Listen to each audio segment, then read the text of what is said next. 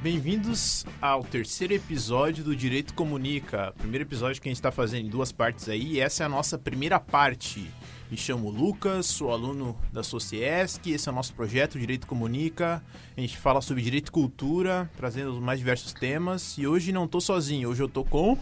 Vini Gonçalves, para os mais íntimos, intrometido aqui nesse podcast que promete muito. Primeira sessão e nós vamos tratar de assuntos bem relevantes. E também quem vai nos ajudar vai ser... Liliane Rodrigues, ou Lili, para quem preferir, né? Também estou aqui de intrometida, né? Primeira vez que estou aqui, estudante de Direito do primeiro semestre. Bom, nessa primeira parte do nosso podcast, nós vamos tratar de alguns filmes indicados ao Oscar, tá? E nesse primeiro momento a gente vai falar do Nomadland e do The Father. Vamos fazer uma análise de tudo que aconteceu, inclusive no Oscar, tá? É uma análise individual e conjunta das obras, tá? Relacionado com os eventos, repercutir a influência das indicações do Oscar. Também é relevante lembrar da indicação inédita da diretora com a premiação, né? Retomando. É interessante lembrar também que houve uma indicação inédita de diretora com premiação, inclusive para ela, tá? Tivemos orçamentos nesse ano de filmes com menores custos, outros indicados e premiados com baixa bilheteria, com novas produtoras despontando no cenário do Oscar, tá? E a discussão do fator social que foi predominante nos principais indicados. O Oscar alternativo aí, né? O Oscar 2021 mesmo, chegou forte esse Oscar. Justamente. E já vou começar falando aí sobre um dos filmes que a gente escolheu aí, escolheu os filmes indicados a melhores filmes, porque tinha tanto filme que a gente ficou com corda no pescoço, a gente teve, qual que a gente vai escolher? Aí acabamos separando 4 aqui, e o primeiro que eu vou tratar um pouco mais aí, conversar com o pessoal, é sobre o filme The Father. O pai, Le Perret, em francês, se não me enganaram, segundo o pessoal lá do Omelete, eu acredito neles, né? Treinou quantas semanas pra falar esse nome? Eu não treinei porque eu achei mesmo que eu ia falar e não ia ser, e pensar, não é isso, mas, né, vamos ver. O filme foi dirigido e roteirizado pelo Florian Zeller, é um desses caras que dirige, atua, roteiriza, dá pitaco, xinga os outros, esses caras que mandam realmente no filme. Ele foi baseado numa peça desse cara mesmo, o Florian, de 2012. O nome da peça é Le Perret, o pai em francês, e é curioso que é uma série de peças. Daí tem uma peça que é chamada A Mãe, o Filho, a Filha, e tem essa, o pai. Não sei se eles planejam fazer um filme sobre a mãe, sobre a filha, mas já teve o filme do pai. Sendo o vencedor do Oscar de melhor roteiro adaptado, né? O cara acabou fazendo o roteiro, fez a peça, fez o filme. Ia ser difícil não bater o esquema, né? Isso. E também, né, não sendo menos importante, ganhou o Oscar de melhor ator o tal do Anthony Hopkins, que é um daqueles velhinhos que a gente fica pensando, gente, esse velhinho tem talento. Surgiu, é bom. Surgiu novo no cenário. Surgiu novo, fera, fez Westworld, fez tudo quanto é filme, o cara é monstro. Quase chorei, Verdade, cara. verdade. Foi lançado no mês passado, 8 de abril, quem quiser tá aí, só procurar, vai, hein? Vai. E é um filme que trata sobre muitas questões e já vai começar falando sobre ele. Primeiro, do que se trata o filme? Bom, eu digo que é um filme que retrata a vida de um portador de Alzheimer e também retrata mais ou menos como a doença do Alzheimer ou outras demências mentais acabam atrapalhando a convivência familiar, porque a gente vê que são questões que também afetam a família dele, a relação com o genro e a filha, então é mais ou menos essa a dinâmica.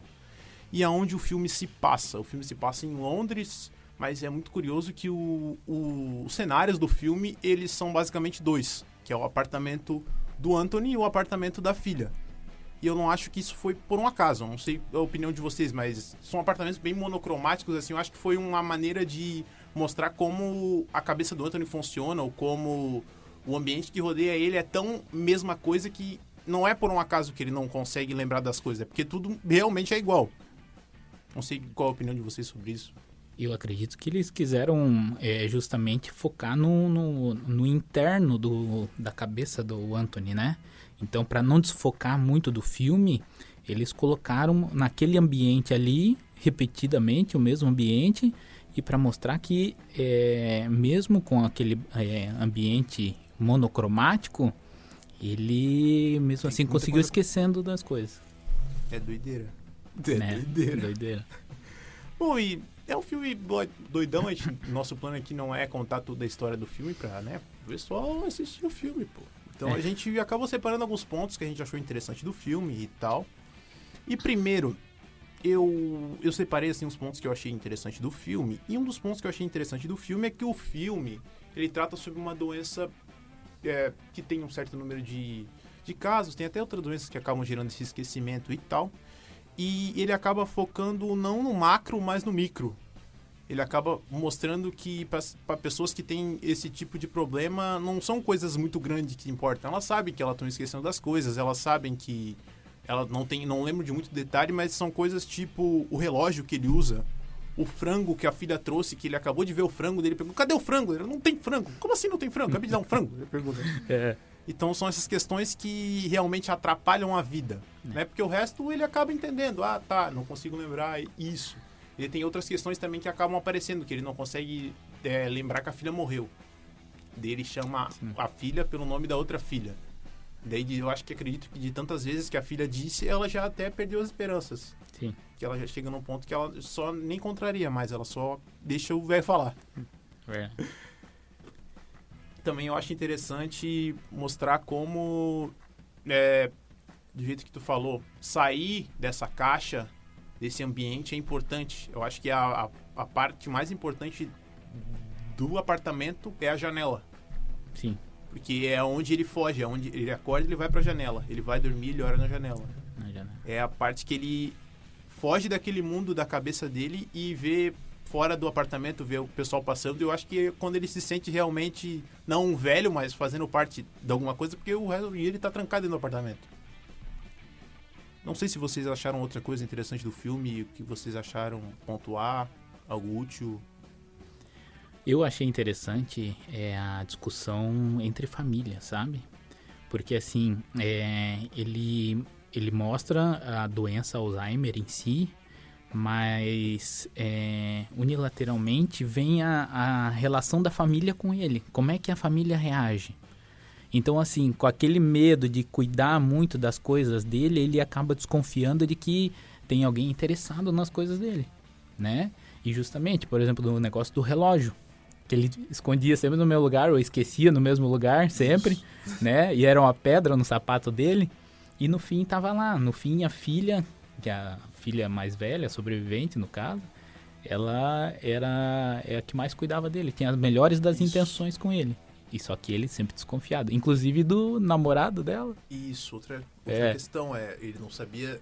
Engraçado até, né? Que uma hora o cara tem uma cara, outra hora é outra pessoa e ele não sabe dizer qual se esse cara realmente existe. Porque chega uma hora que ele pergunta e ela fala, não sou casada. Não é casada. Falou que ia trazer o cara ontem.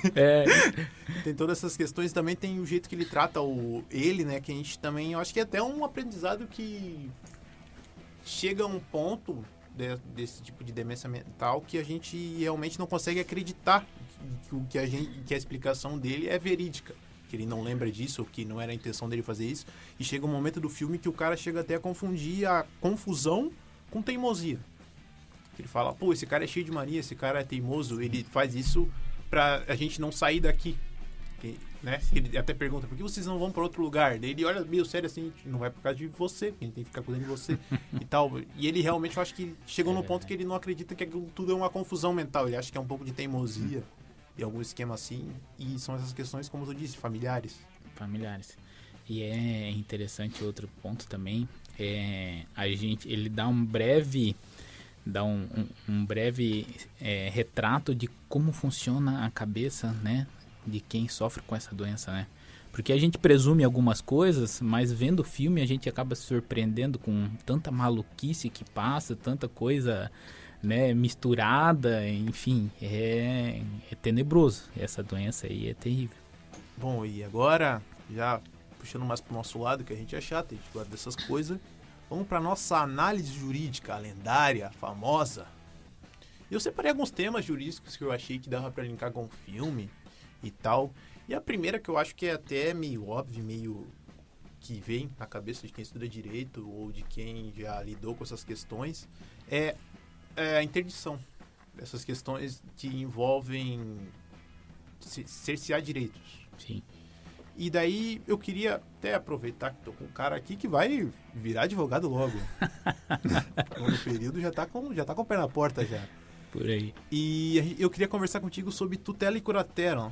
Gostaria que tu desse pelo menos uma introduzida pro pessoal sobre o que é isso, sobre tirar direitos dos outros. Como é que é esse esquema aí? Pô, me pegasse no contrapé, hein? Agora eu peguei. Mas assim, o tutela a gente trata de menores, né? Pessoas incapazes de menores, né? Então é um negócio absolutamente oposto do que trata a doença do Alzheimer, que aí já se encaixa a curatela. Então a interdição serve para eles justamente porque eles se tornam incapazes.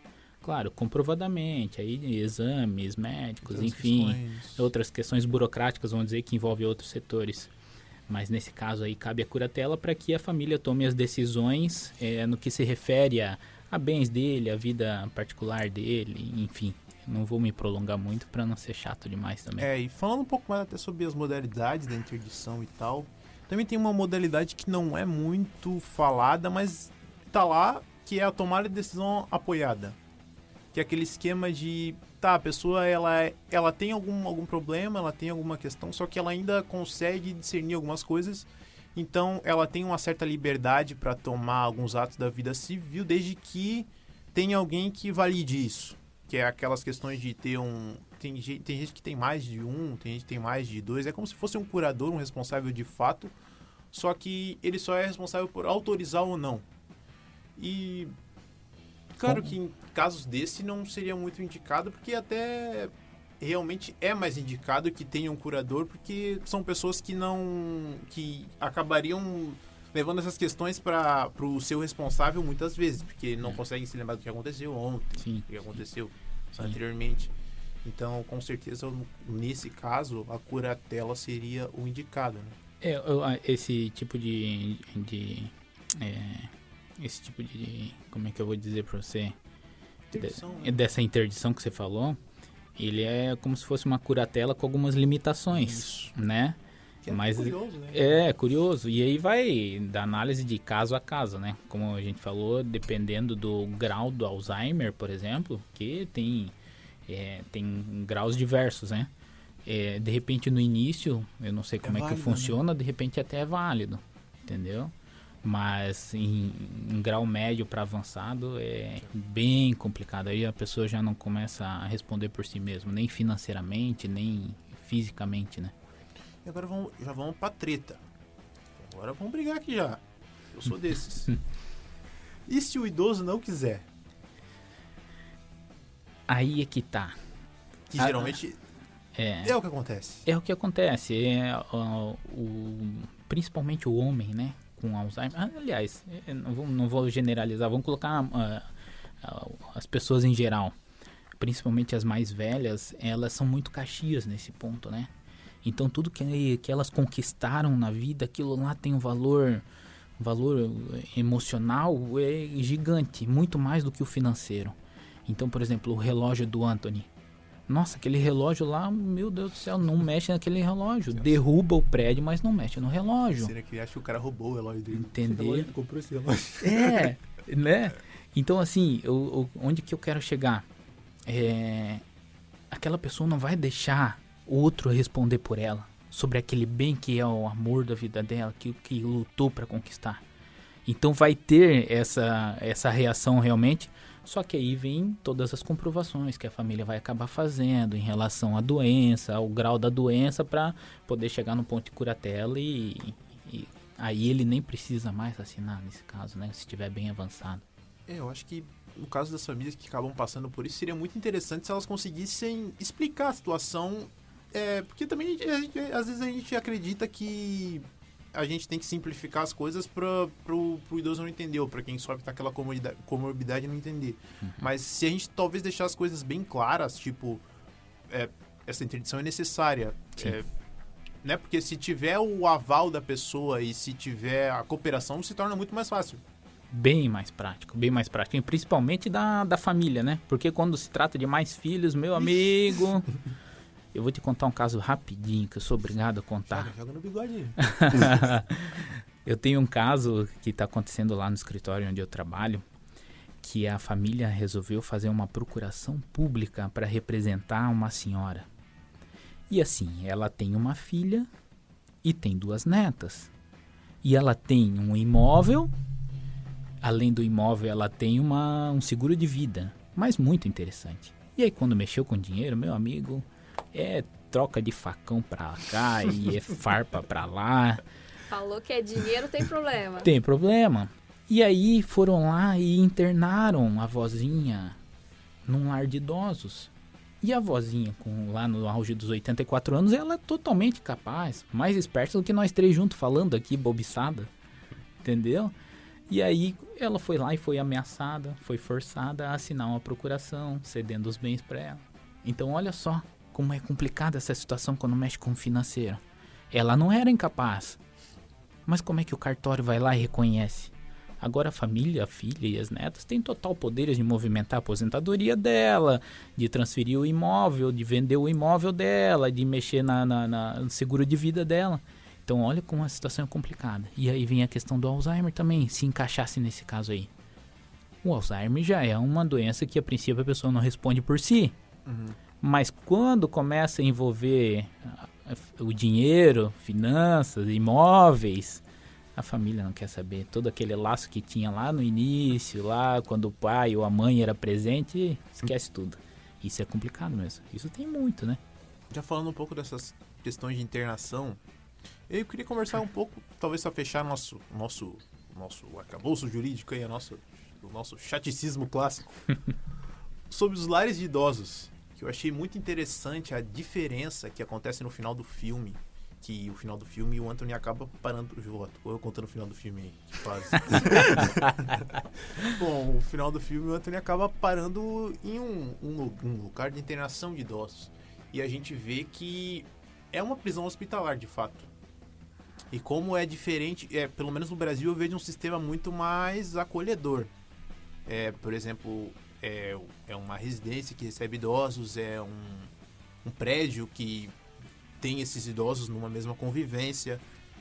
E lá, de fato, é um hospital, é uma doideira, assim. Imaginar que é justo colocar alguém naquela condição. Tem um local e pessoas especializadas para tratar justamente desse tipo de doença, né? E eu acho até engraçado que lar de idoso é uma coisa que geralmente é 880, né? Ou o idoso ama ou o idoso odeia. É verdade. Minha avó, ela sonha com lar de idosos. Ela fala, um dia eu quero que vocês me botem lá, só tem velho. Daí eu vou ficar lá conversando com os velhos. E o meu avô odeia. Ele fala, eu não vou lá, só tem velho lá, eu vou fazer o que lá. É que no meio dessas brigas de família, às vezes os idosos, eles temem ficarem sozinhos, né? Abandonados, né? Abandonados. E aí eles, alguns, que nem tu falou, existem uns que amam, outros que odeiam, né? E alguns são adeptos ao lar de idosos, porque lá vão encontrar pessoas da mesma idade, vão falar a mesma língua, né? Jogar um joguinho lá. Jogar um dominó. Fechou o nosso esquema, o nosso chaticismo, o nosso leitura de lei. Agora, para finalizar o nosso tanto do filme aqui, que a gente tem outro filme para tratar ainda, a gente tá no esquema.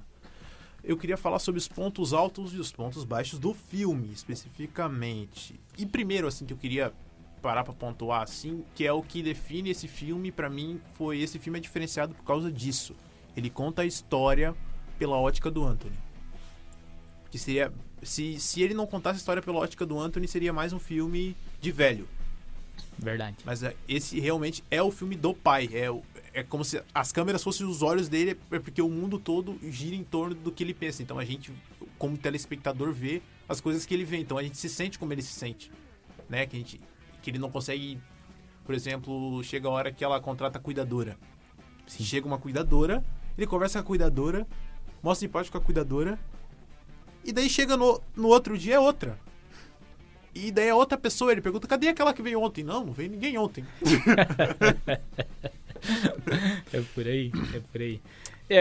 Como tu falou, a situação chama atenção justamente porque ninguém nunca tinha pensado em falar da doença de uma maneira tão interna, né? De dentro para fora, né? Isso aí. Porque simplesmente fazer um filme focado numa família onde um dos integrantes tem Alzheimer, Fica aquele personagem que nunca sabe nada, né? mal comum, vai falar da família, mal vai dar enfoque ao Alzheimer, né? E assim não. O pessoal começa a ter uma outra visão sobre a doença, como é que funciona, porque de alguma maneira os ignorantes de plantão ainda discriminam, né? Eles ainda duvidam, né? De algumas, principalmente quando está no início, né? Então duvido que isso pode acontecer, né? E, falando assim também, ponto alto, a atuação do Hopkins, incrível, gênio, monstro. Muito bom. Sim, as alterações de humor que ele faz, confusão mental, o jeito que ele mostra, negócio que corta o coração, cara. Não, ele é muito bom mesmo, a atuação dele, e assim, tu vê na interpretação dele, parece que realmente o negócio estava acontecendo real mesmo. Eu parei pra pensar assim, de onde que vem isso, né? Parece que ele realmente estava sentindo, acho que acho que é um pouco o talento dele, Sim. mas eu acho também que teve uma técnica que foi usada que eu parei pra estudar depois, que é dar o nome do personagem e o mesmo nome do ator. É verdade, bem lembrado. Que é o Anthony Hopkins interpretando o Anthony. Bem lembrado. Daí, o cara tá na gravação, o pessoal tá falando do Anthony. Anthony faz isso, Anthony faz aquilo. Daí eu acho que de alguma maneira isso ajuda a ficar mais confortável com a cena, porque ele faz uma cena muito absurda. Sim. Pra ele não esquecer que o Anthony é ele mesmo também, né? Isso aí. Mas é de se pensar, porque como é que ele tirou toda essa inspiração, todos esses conhecimentos de dentro da doença? Será que ele passou alguns meses dentro de um lar de idosos especializado em Alzheimer? Isso daí, tem que ver isso aí. Fica essa pergunta. E agora falando de ponto baixo, que corta meu coração falar de ponto baixo desse filme, mas eu botei um apontamento que eu achei, assim. Procurei que ponto baixo. O filme não tem fechamento. O filme termina com o Anthony em um hospital, e daí a enfermeira explica pra ele que ele tá lá já faz uns meses, e pra ele, claro, é a primeira vez. Ele acabou de acordar lá. E ele pergunta, como assim? Eu tô aqui faz uns meses. Sua filha foi pra França e ela vem te visitar algumas vezes, e termina com ele nesse dilema e chorando. Eu falei, putz, não tem um fechamento muito clássico, muito claro. Não tem uma fala final com a filha. Não tem uma explicação de direito sobre o que aconteceu com a outra filha. Sim. Não tem o fechamento da relação dele com o genro. Não tem muita coisa. Fica em aberto. Claro que isso é proposital. Óbvio. Porque o filme todo passa a impressão de fazer nós nos sentimos como quem é portador da doença, e termina assim também. É por aí. Não, eu também acho que de repente eles terminaram propositalmente naquele patamar para evitar que mostrasse a evolução ainda maior da doença. Porque o final da doença é a pessoa virar um feto, né? Uhum. Já não se passa, o cérebro não passa mais informações pro corpo, enfim. Aí a gente já tá entrando em outra matéria, daí também. Fechando nossa análise sobre The Father, o que acharam do filme? Acharam top? Acharam mais ou menos? Puta, muito bom. Muito bom, né?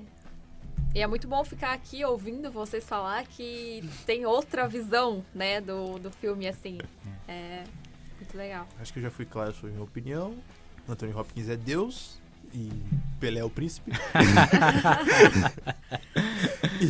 E vamos pro próximo filme, que também não é pouca coisa. É só o campeão do Oscar, o filme que mais foi vencedor, mais foi indicado.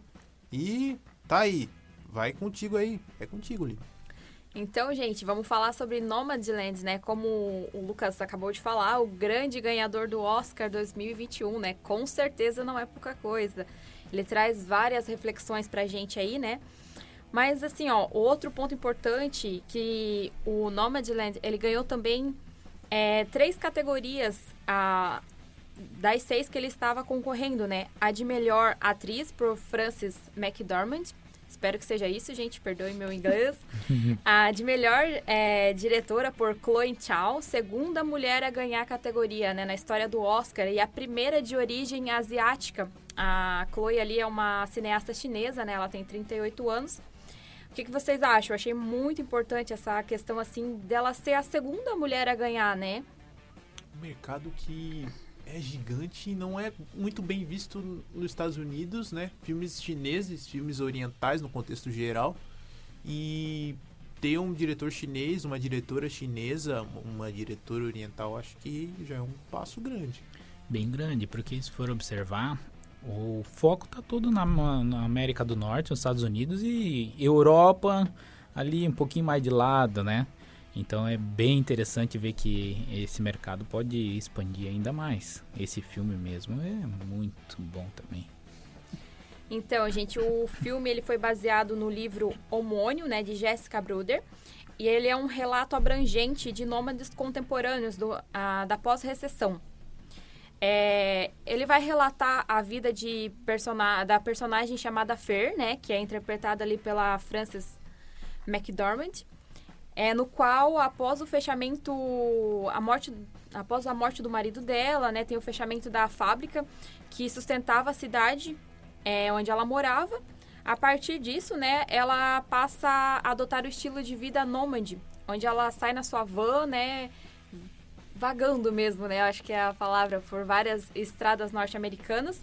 A história ali, ela vai se passar, o acontecimento principal é em Nevada, nos Estados Unidos, mas como ela passa a adotar um estilo de vida nômade, ela começa a viajar pelas estradas norte-americanas ali, né.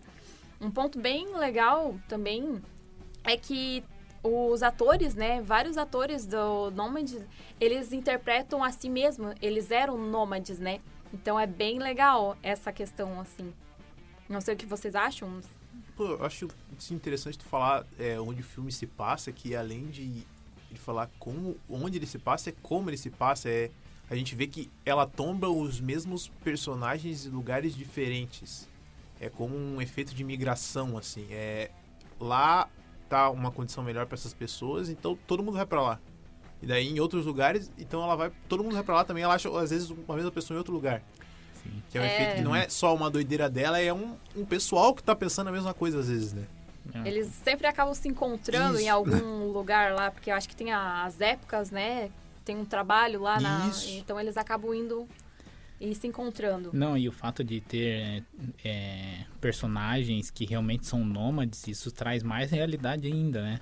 Porque a gente vê em alguns filmes, por exemplo, é levantado um determinado costume às vezes e o diretor tira do que leu ou alguma coisa que pesquisou e coloca no filme, não fica tão real, né? Isso aí é bem legal. Então, né, o longa vai mostrar ali a rotina dos nômades modernos, né, como a gente acabou de falar, pessoas de terceira idade, sem emprego, sem aposentadoria e sem casas. Um ponto importante, né, eles são sem casas, não sem teto, né, uma citação ali da Fer. Um ponto importante essa diferenciação aí. Nômade visa denunciar, né, a realidade de sofrimento vivenciada pela classe trabalhadora e o cenário de injustiça social, intensificado nos Estados Unidos após a crise econômica de 2008. Aí entrando um pouquinho, né, mais já pro ponto da crítica, né, que o filme tenta trazer pra gente, né, falando mais sobre a crise, né, porque por mais que vários nômades eles tenham, eles adotaram esse estilo de vida por escolha mesmo, porque gostam, tem muitos que eles acabam adotando esse estilo de vida por necessidade, né? Porque após a crise aí, a gente teve ali a especulação imobiliária, a crise habitacional, né? E muitas pessoas, elas tiveram que adotar esse estilo de vida, né? Não foi uma escolha, vou sair, né? Foram meio que obrigados mesmo.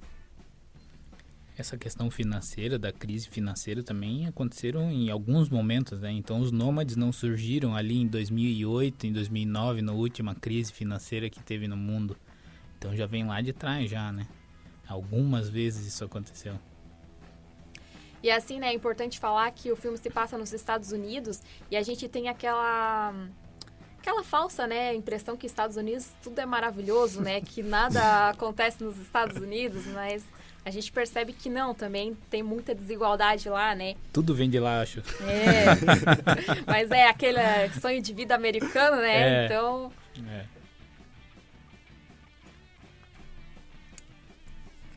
Gente, mas assim, ó, trazendo um pouco mais ali, né, sobre pro nosso ponto jurídico ou questão social pra gente discutir aqui, um dos pontos seria, né, a crise econômica, né? Outro ponto, a aposentadoria, porque a maioria ali no filme, o pessoal comenta, né, que a aposentadoria não dá para se viver, né? E é um ponto, eu acho, muito importante, porque realmente a aposentadoria, acho que não só nos Estados Unidos, mas em qualquer lugar, a aposentadoria, pelo menos aqui no Brasil, é um valor muito baixo também, né? E será realmente que dá para essas pessoas sobreviverem somente com a aposentadoria? Esse espião de fábrica mesmo, a gente pode dizer nesse linguajar bem esdrúxulo, eles têm muita dificuldade de se aposentar com um valor expressivo. E isso é muito complicado, seja aqui no Brasil, seja em qualquer lugar. Interessante a gente ver também esse esquema do sistema da aposentadoria americano e do sistema da aposentadoria brasileiro, né? Porque nos Estados Unidos tem muito aquele esquema do quem mora nos Estados Unidos ganha muito dinheiro, quem mora nos Estados Unidos qualquer coisa paga muito dinheiro. É porque as contribuições obrigatórias não existem. Sim. Então, existem muitos casos das pessoas que ganham uma grana boa, só que é porque não contribuem nada. E daí acaba trabalhando em muitos lugares, não contribui e deixa para pensar na aposentadoria tardiamente. E daí esses valores acabam diminuindo, pega a aposentadoria com 80 e poucos anos. Né? Acaba sendo tarde. Tem um caso Geralmente a aposentadoria médica dentro desses esquemas. Tem um caso ali no filme também, que uma das personagens comenta que ela, depois de trabalhar 20 anos, e daí ela reclama, né, que o valor da aposentadoria não daria para ela viver, mas acho que é exatamente o caso que o Lucas comentou ali, né? Que eles não são obrigados a... É um fundo privado, né? Isso. Sim. É que nem plano de saúde lá, Isso. né? Quem quer ter plano de saúde tem que economizar para ter, não tem um plano universal para todo mundo, né? Então, assim, se você economizar, você vai ter plano de saúde, senão... Eles não têm SUS. Não tem SUS, gente. Outro ponto importante, né, ali com a crise, né, tem a chamada bolha imobiliária. O que seria isso, né? É a supervalorização de imóveis, né? Eles deixam muitas vezes até imóveis vazios para que eles possam construir alguma coisa ali que possa depois ter uma supervalorização desse imóvel para depois eles venderem por preços muito altos, que muitas das vezes não é acessível, né, para a maioria da população, principalmente para aquela população que morava ali, que muitas vezes é até despejada. Depois, se essas pessoas quiserem voltar a morar nesse mesmo lugar, elas não vão ter mais condições de voltar, né? E tem uma cena também que a Fer volta lá na casa dela e vocês podem perceber que tá a fábrica abandonada, a casa dela tá toda abandonada. Até nesse momento eu fiquei assim, tá, mas por que ela saiu da casa dela? A casa dela tá vazia, ela pode voltar a morar, né? Mas depois, né, essa reflexão que o filme traz pra gente, né, que essa especulação imobiliária é mesmo, o plano deles é mesmo deixar as casas vazias, não se importam se a pessoa, para onde a pessoa vai ir, né? Para depois eles superfaturarem em cima. Esse lance da especulação imobiliária é até interessante, porque pode parecer uma coisa que não afeta tanto as pessoas que não estão ligadas diretamente àqueles imóveis. Mas a gente consegue observar que, por exemplo, nos Estados Unidos, isso que é o mais interessante, a diferença de bairros. O bairro de negro, o bairro de hispânico, o bairro de branco, o bairro de judeu, o bairro de chinês. E a gente vê que não é por um acaso que isso é criado. Sim. Esse bairro é criado para aquelas pessoas, né? Elas não se juntaram lá por um acaso. Sim. É interessante ver que, por exemplo, no Brasil a gente já vê uma diferença não tão gritante. Se tu for observar, um exemplo muito grande é a própria Paraisópolis, né? Que tá a favela fazendo divisa com o bairro nobre da cidade, né? Com prédios e casas e mansões. Então a gente pode ver a diferença social assim de um lado pro outro, né? É só olhar por cima do muro. Isso. Jacarezinho que a gente viu ultimamente nos noticiários, o pessoal tava indo invadir Jacarezinho atravessando a rua, porque a cidade da polícia é de um lado da avenida e o Jacarezinho é do outro lado da avenida. É verdade, é verdade. E até mesmo universidades, né, também é uma curiosidade, nos Estados Unidos tem a Universidade dos Brancos, né, quando tem um negro na universidade, até estava lendo um artigo que fala, assim, que as pessoas negras, elas se sentem mais à vontade em universidade, realmente, como tem bairros, também tem universidades para negros, né, porque geralmente quando elas vão numa universidade é o único negro, e acaba se sentindo, porque as pessoas não falam, mas nos Estados Unidos tem muito preconceito. É muito preconceito mesmo. A gente vê dessa forma, que eles escolhem realmente se segregar, né? Isso. Exatamente. Gente, mais alguns pontos que vocês querem falar, dos pontos jurídicos? Mais algum ponto que vocês observaram? Eu observei uma questão muito relevante, que inclusive a gente vai tratar na parte 2, já fica aqui já, ó, a dica pra galera. Spoiler. Que é justamente o cunho social, sabe? O tal do etiquetamento. Aqui na Unisociesc, eu mesmo aprendi muito aqui. Porque se você for depender da mídia local, mídia nacional, eles pouco vão falar disso. Até falam de uma maneira disfarçada, mas aqui a gente aprende muito. E aí eu aprendi do etiquetamento e vem muito à tona no Nomadland. Daquela criancinha perguntando, pois mas meu pai disse que você é sem teto, né? E no fim não tem nada a ver, é uma opção de vida dela, né? Então existe muito essa discriminação. Nômade, relaxado, enfim, outros adjetivos piores possíveis. E como entra na tua questão do etiquetamento, outra questão que a gente estuda bastante aqui, a gente vê que não é à toa que essas pessoas não saem dessa posição de viajar, elas ficam viajando para sempre. É porque elas ficam tanto nesse lance de eles me acham isso, que não tem mais como eu voltar atrás agora, né? Agora que aliás que eu sou sem teto, eu não posso mais voltar para minha casa. Eu vou estar indo contra as minhas opções. A maioria dos casos que a gente vê no filme são pessoas que, além de problemas financeiros, tinham algum problema interno que eles procuram se encontrar na estrada, né? Uhum. E daí, como é que volta depois? Depois que se encontra. Verdade. Não, tem uma parte também do filme ali, quando ela precisa de dinheiro e ela pede pra irmã dela emprestada, e ela acaba indo lá na casa da irmã, né? E o marido da irmã acaba falando, né, que estava muito feliz com essa questão dos imóveis, está valendo muito dinheiro e tal, né? E eles acham que ela escolheu esse estilo de vida porque, eu vou abandonar tudo, vou sair viajar, minha vida vai ser mil maravilhas, né? Mas não é isso, né? Ela não é uma escolha, às vezes as pessoas não têm essa escolha, vou largar tudo. Não é assim, né? Às vezes isso é imposto para as pessoas, né? Outro ponto também seria a questão do Estado, né? Eles teriam que promover e garantir, é uma função do Estado, né? Promover, garantir que essas pessoas tenham moradias acessíveis, né? Eu acho que tanto nos Estados Unidos, voltando um pouquinho aqui para o Brasil, uma das nossas medidas que a gente tem, né? Para tornar mais acessível para as pessoas ter moradia, Minha Casa Minha Vida, né? Sim. Que, claro, tem muitas críticas, mas é uma iniciativa do governo para tentar tornar acessível para as pessoas, né, o direito a uma moradia. Igual, como é que procurar de alguma maneira elevar essas pessoas com mais dificuldades a um patamar um pouquinho mais alto, né? Mas é uma situação bem complicada também.